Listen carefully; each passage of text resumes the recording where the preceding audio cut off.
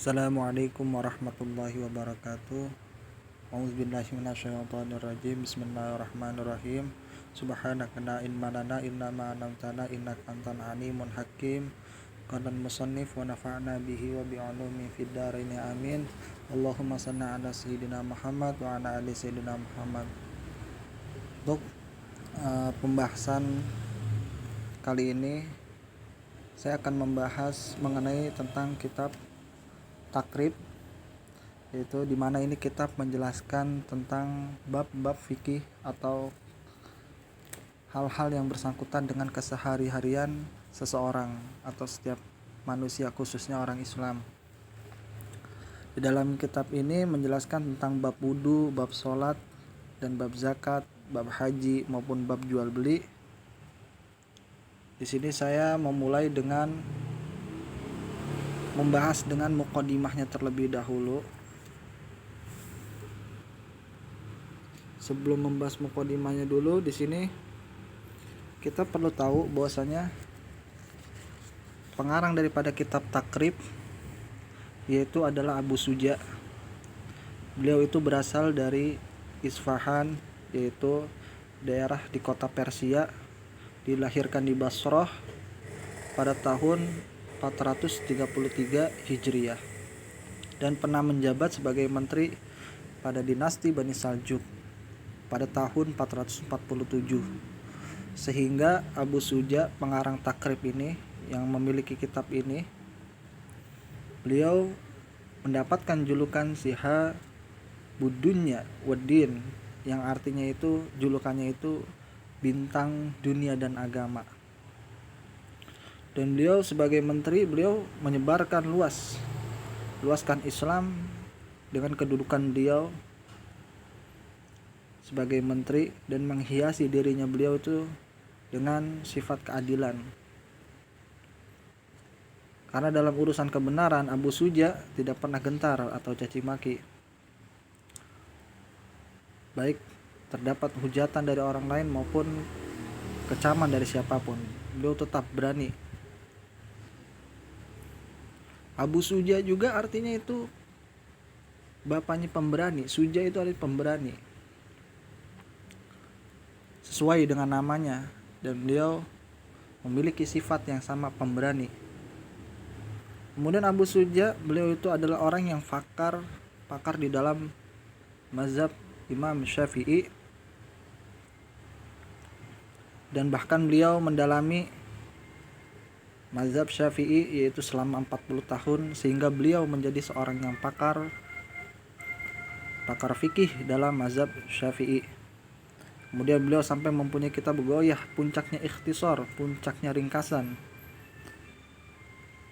daripada mencakup dari sekian banyak kitab-kitab Syafi'i, dan beliau menjadikan kitab beliau itu puncak daripada ringkasan, sehingga mudah, kemudian ringkas tapi padat, maknanya luas.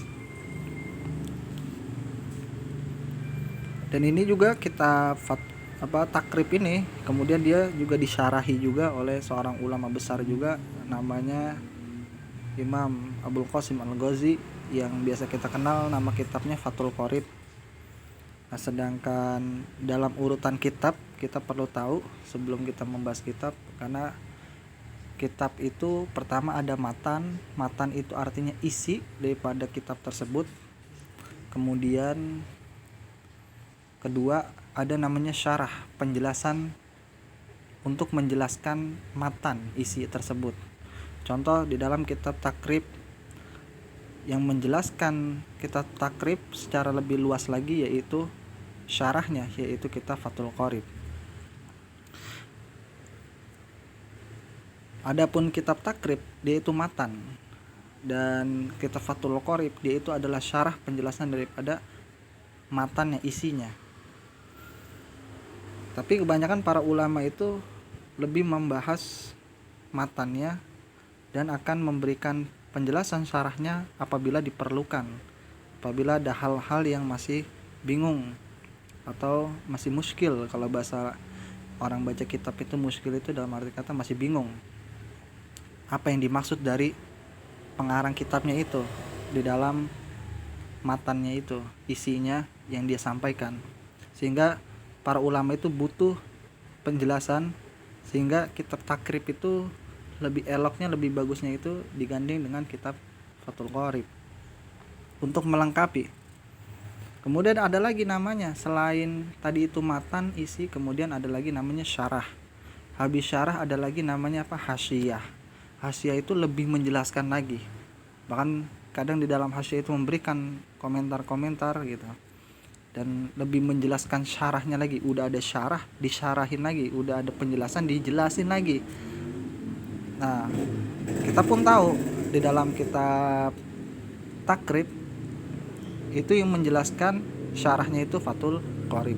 Setelah Fathul Qorib dijelasin lagi sama Tausyekh, karya daripada Syekh Nawawi Al-Bantani, seorang ulama besar di Indonesia yang dimakamkan di Ma'la di Mekah Al-Mukarramah.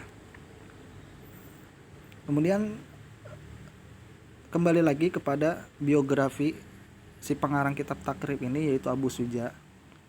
Abu Suja pada akhir usianya beliau memilih hidup untuk tidak terbawa akan kemewahan dunia, yaitu hidup zuhud. Bahkan seluruh harta bendanya yang beliau miliki semuanya dilepas dan memilih untuk hijrah ke Madinah. Bahkan beliau menjadi salah seorang pembantu Masjid Nabawi sampai beliau meninggal dunia. Dan bahkan beliau karena kejuhudannya, padahal beliau adalah ulama besar pada era tersebut. Bahkan sampai sekarang pun kita merasakan manfaat dari beliau. Bahkan beliau berani, beliau siap mau menjadi tukang nyapu, petugas untuk menyapu, bahkan menghampar tikar dan menyalakan lampu Masjid Nabawi. Itu di akhir usia beliau. Beliau itu ulama besar, tapi beliau itu berani. Bahkan beliau itu dengan hidup zuhudnya itu beliau berani menjadi marbot, nyapu-nyapu, terus menghamparkan tikar, menyalakan lampu Masjid Nabawi, berkhidmah. Itu di akhir hidup beliau itu berkhidmah, dan beliau itu memberikan kita pengajaran bahwa sebesar apapun diri kita itu nggak boleh sombong. Bahkan beliau pun seorang ulama besar, beliau di akhir hayatnya itu hidupnya sederhana. Bahkan beliau berani menyapu. Adapun untuk kita belum tentu kalau kita udah menjadi orang besar, bahkan tidak sebesar Abu Suja, kita berani turun untuk menyapu, untuk menggelar tikar, untuk bahkan terkadang juga banyak juga ya, maksudnya adalah sebagian oknum itu yang dimana tuh asatidnya itu, ustadznya itu nggak mau membawakan kitabnya sendiri, nggak mau dia itu membuat kopi sendiri, nggak mau dia itu inginnya dilayani terus, tapi tidak kepada Abu Suja. Abu Suja justru malah dia di akhir hidupnya berkhidmah di Masjid Nabawi, berkhidmah kepada Sayyiduna Muhammad Sallallahu Alaihi Wasallam. Dan itu beliau lakukan menjadi rutinitas beliau, menyapu, menghamparkan tikar, menyalakan lampu Masjid Nabawi sampai ajal beliau, sampai beliau meninggal. Bahkan Allah Subhanahu wa taala menganugerahkan beliau itu panjang umur, sampai umur beliau itu 160 tahun namanya.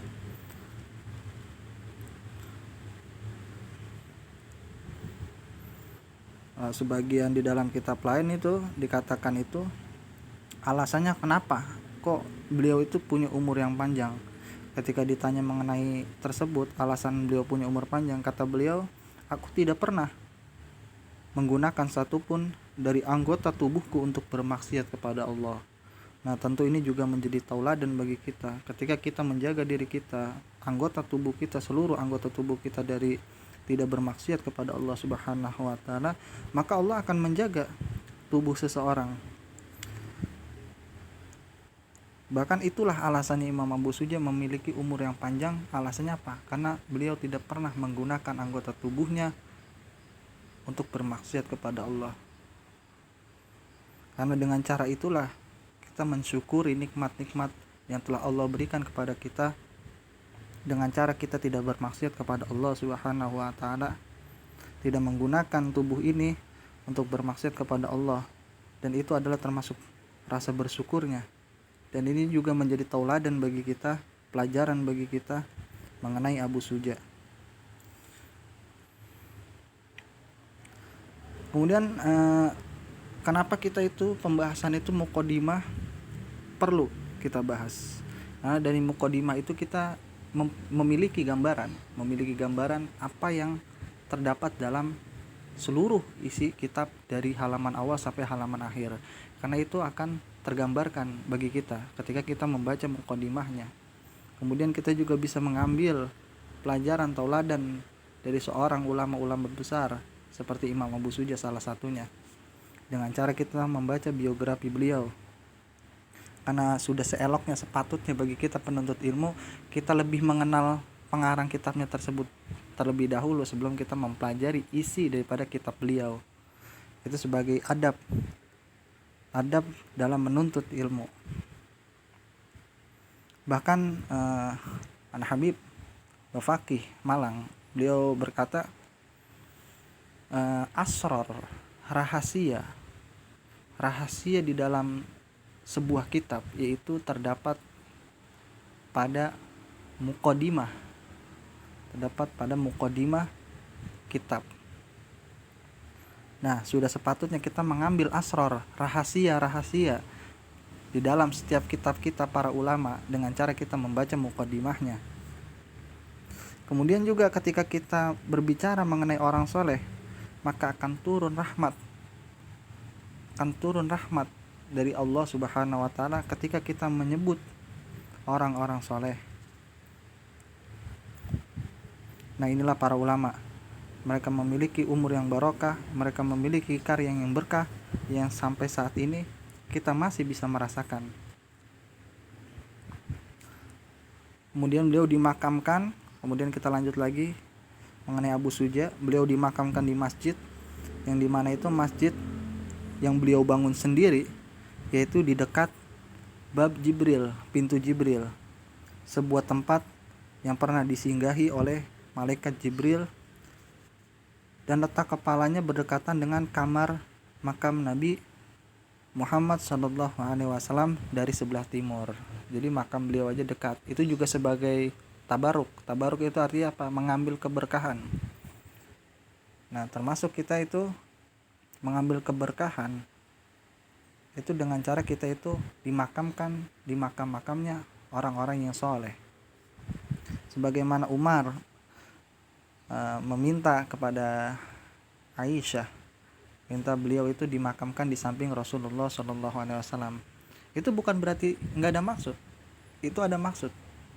Maksudnya apa? Maksudnya Umar ingin mengambil keberkahan dari Sayyidina Muhammad SAW, dan sudah sepatutnya kita, kalau kita pun bisa gitu, kita memiliki kesempatan ketika kita meninggal, kita memberikan wasiat supaya kita itu dimakamkan di tempat pemakaman yang dimana di tempat pemakaman tersebut terdapat makamnya orang-orang yang soleh, agar kita mendapatkan keberkahan baik ketika hidupnya orang soleh tersebut maupun ketika meninggalnya orang-orang soleh tersebut. Karena orang-orang soleh atau para waliullah, mereka itu ibadah sebagaimana mereka itu melakukan ibadah ketika mereka masih hidup. Kalau mereka masih hidup itu ahli sholawat, maka ketika dikuburnya pun sama, mereka ahli sholawat. Ketika mereka ahli Quran, maka dikuburnya pun sama, mereka ahli Quran. Sebagaimana Ibnu Athaillah As-Sakandari, seorang ulama besar yang memiliki kitab hikam, beliau itu pernah menjawab suatu ayat ketika ada seorang ulama membaca ayat Al-Quran, kemudian beliau menjawab dalam kuburnya, menjawab dengan ayat Al-Quran.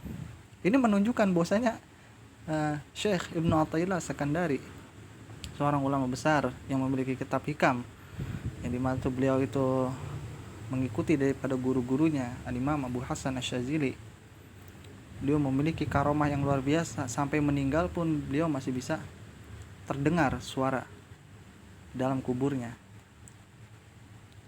Ketika ada seorang ulama yang membaca Al-Quran, kemudian beliau menjawab di dalam kuburnya. Ini menunjukkan bahwasanya aulia Allah mereka hidup dalam kuburnya dan mereka masih memberikan bantuan, pertolongan pada orang-orang yang masih hidup. Oleh sebab itu kita makanya disunahkan kita menziarahi orang-orang soleh. Oleh para ulama, termasuk Al-Imam Al-Ghazali sangat menganjurkan kepada kita untuk menziarahi orang-orang soleh. Selagi kita untuk mengingat kematian, kita juga agar mendapatkan keberkahan daripada orang-orang soleh tersebut. Nah, itu sekian mukadimah atau mengenal siapa biografi Abu Suja, penulis kitab Takrib. Kemudian di sini juga langsung kita kepada pembahasan.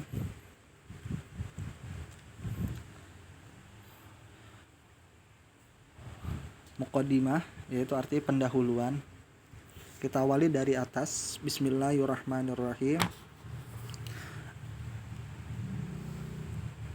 Jadi bismillahirrahmanirrahim. Sebelum bismillahirrahmanirrahim, sebelum bi-nya itu ada kalimat abda'u, saya memulai. Jadi kalau diterjemahin itu saya memulai bismillahirrahmanirrahim dengan menyebut nama Allah yang Maha Pengasih dan yang Maha Penyayang. Untuk pembahasan bismillah sendiri kita bisa melihat dalam kitab-kitab tafsir ya.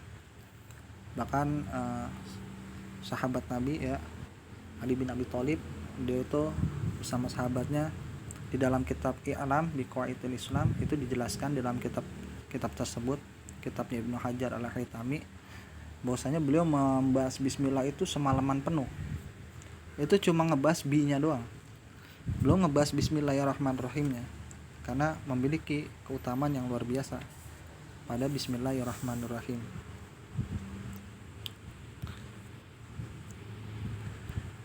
Alhamdulillahirabbil alamin. Alhamdu segala puji lillahi tetap milik Allah, Rabbi Tuhan alamina semesta alam. Wassallallahu ala, Allah bersalawat. Wassallallahu, jadi yang diterjemahin itu dari Allahnya dulu baru wassalla. Allah bersalawat ala kepada Sayyidina pemimpin Tuhan, Sayyidina Tuhan kami, yaitu siapa? Nabi Muhammad sallallahu alaihi wasallam, Nabi yang ummi, wa alihi, dan kepada keluarganya, at-tahirina, pada keluarganya yang suci,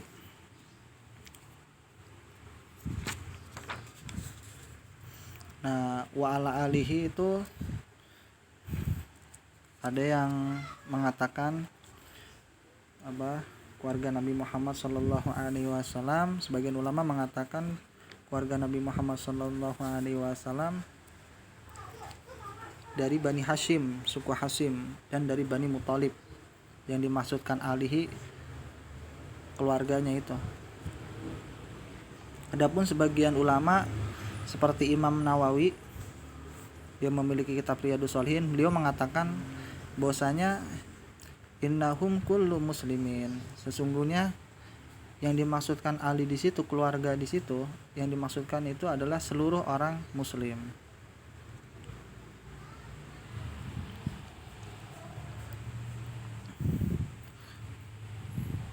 At-tahirina, yang itu at-tahirina yang suci, wa sahabatihi, dan kepada para sahabatnya Nabi Muhammad,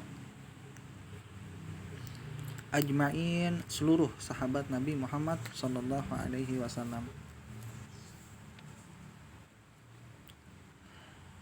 Qala al-Qadi Abu Suja, berkata Qadi Abu Suja, itu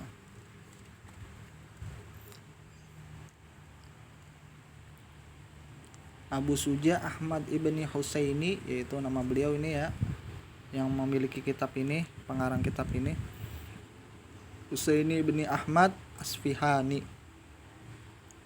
rahimahullah ta'ala, semoga Allah merahmati beliau. Kemudian Sa'alani meminta kepadaku, ba'dul asdiqai sebagian kerabat-kerabatku,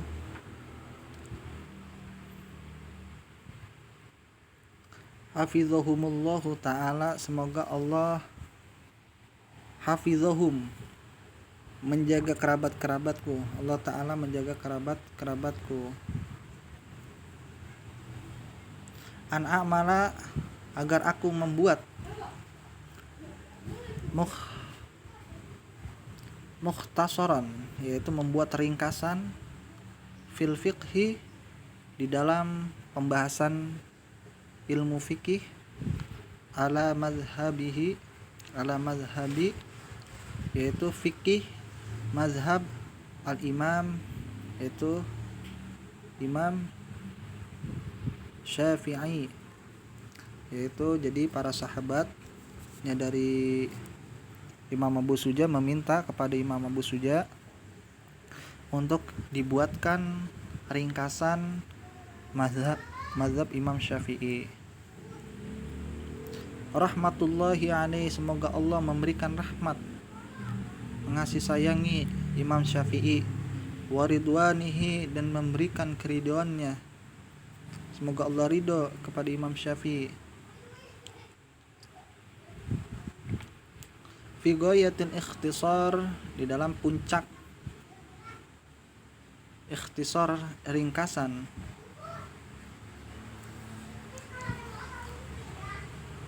wa nihayatil ijaz, dan sangat singkat ijaz.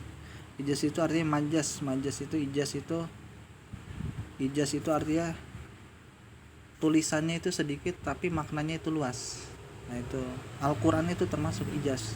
Ketika Al-Qur'an itu, makanya Al-Qur'an itu satu Al-Qur'an kitabnya satu, tapi kalau ditafsirin itu ada yang sampai 20 tafsir ketika diterjemahkan, ketika ditafsirin. Itu namanya apa? Tulisannya sedikit tapi maknanya luas. Itu namanya ijaz, singkat.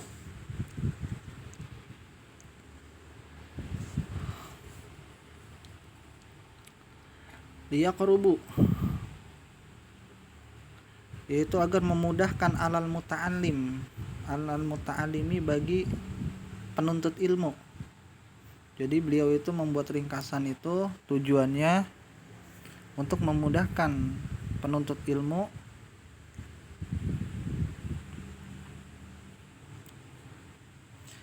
dari sisi untuk mempelajarinya, ya, mempelajari tersebut. Wa yashulu, dan memudahkan bagi penuntut ilmu, alal mubtadi, bagi seorang pemula. Pemula di sini maksudnya penuntut ilmu yang baru ingin belajar kitab fikih. Nah, kemudian Imam Abu Suja itu memudahkan agar orang yang baru menuntut ilmu di dalam bidang fikih itu untuk dianjurkan, atau agar diberikan kemudahan sama Imam Abu Suja itu untuk menghafal kitab-kitab fikih. Hifzuhu, menjaganya atau menghafal. Jadi ulama-ulama dulu atau masih santri-santri itu ya, jadi kalau kitab-kitab ringkasan-ringkasan kayak begitu, biasanya mereka itu banyak yang pada dihafal. Enggak hanya dibaca tapi mereka menghafal, dihafalkan itu, seperti kitab takrib ini. Oleh sebab itu Imam Abu Suja itu memudahkan bagi mubtadi itu untuk menghafalnya atau untuk memahaminya. Karena kalau kitab itu panjang-panjang, penjelasannya, penjabarannya panjang, bahkan sampai dijelaskan tentang cabang-cabangnya, wah itu susah untuk dipahaminya. Oleh sebab itu Imam Abu Suja memudahkan bagi penuntut ilmu, bagi pemula itu untuk mempelajari kitab fikih dengan cara beliau meringkas dari kitab fikih yang luas sekali pembahasannya itu, kemudian diringkas sama beliau menjadi ringkas. Akhirnya terasa mudah bagi penuntut ilmu itu untuk mempelajari ilmu fikih. Wan aktsara, kemudian Imam Abu Suja memperbanyak minat taksimati, itu memperbanyak taksimat, bagian-bagian.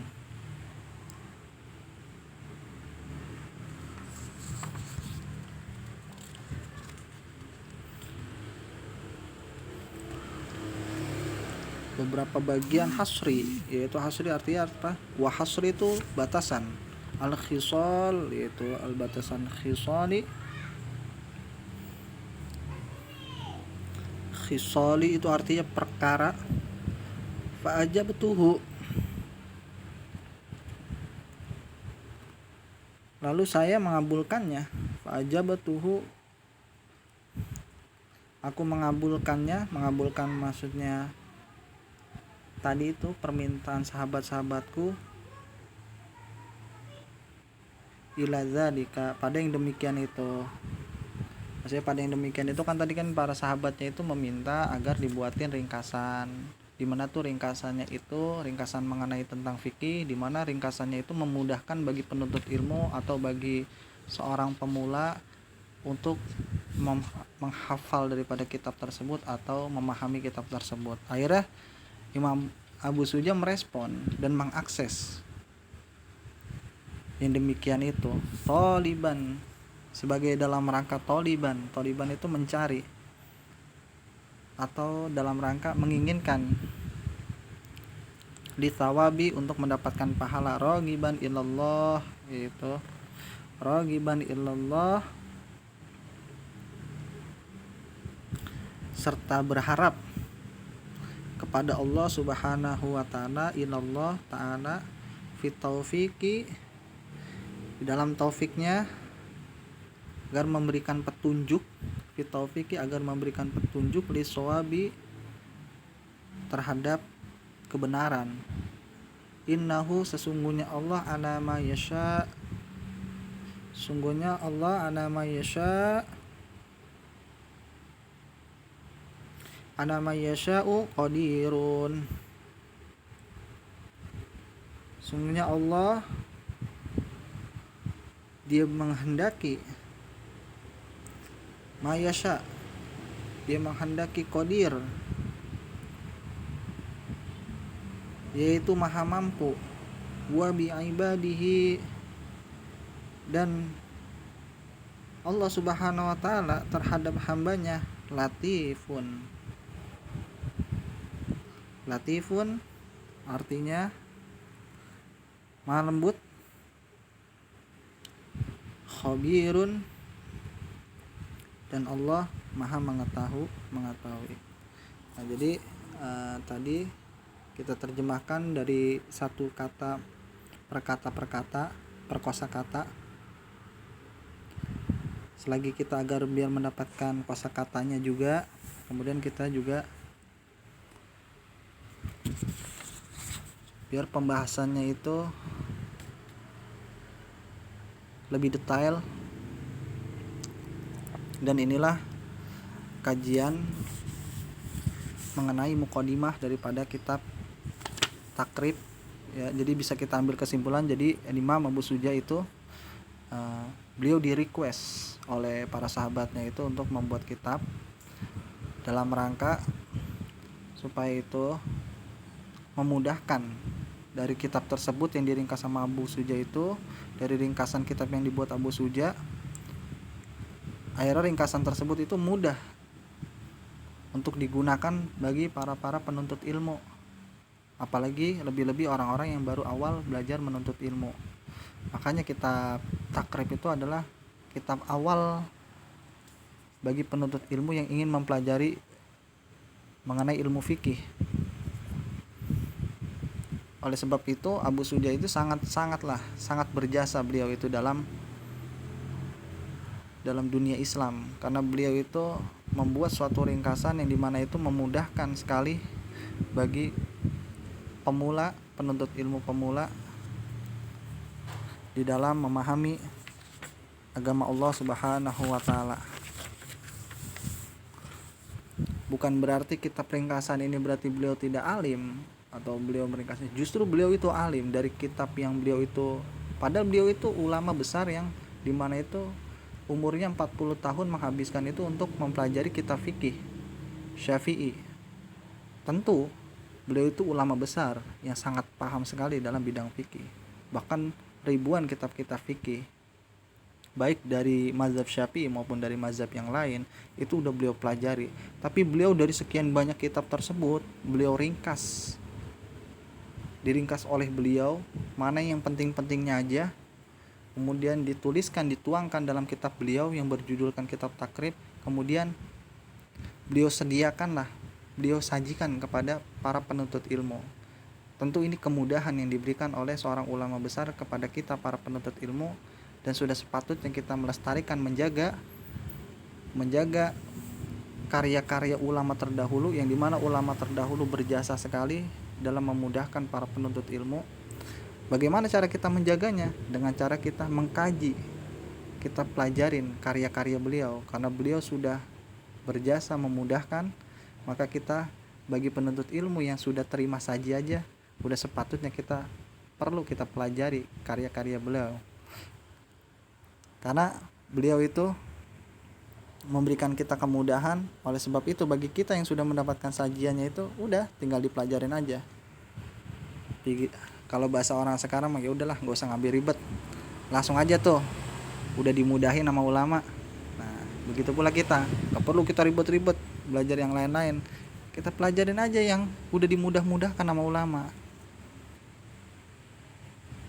Nah sekian pembahasan mukadimah daripada kitab Matan Ghoyatul Takrib, yaitu yang bisa dinama juga musamma bimatani Abu Suja, matan Abu Suja, yaitu takrib ya. Mudah-mudahan bermanfaat.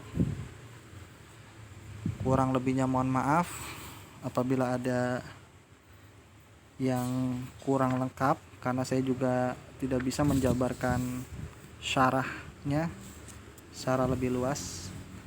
Karena itu saya juga mengukur dari waktu,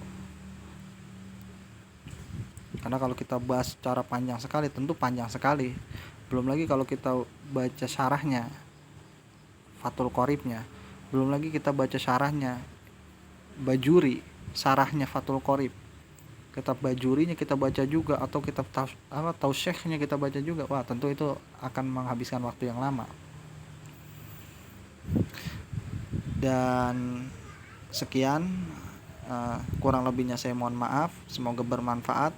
Untuk kali ini kita pembahasannya muqaddimah ya, dan nanti kita akan lanjut kepada pembahasan yang selanjutnya, yaitu kitab Thaharah, yaitu kitab Thaharah.